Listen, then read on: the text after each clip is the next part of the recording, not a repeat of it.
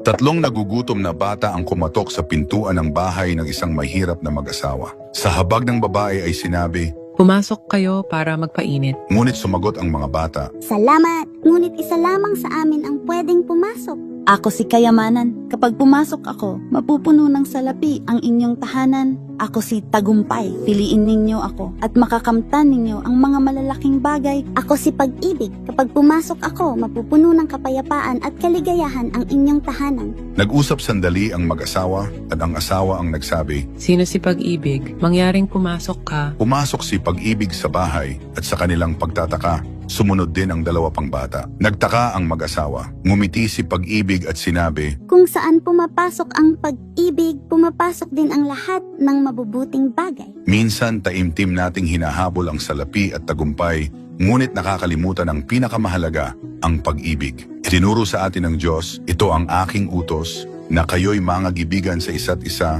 na gaya ng pag-ibig ko sa inyo. Kung naniniwala ka sa kapangyarihan ng pag-ibig, Amen, at mangyaring ibahagi mo ang kwentong ito.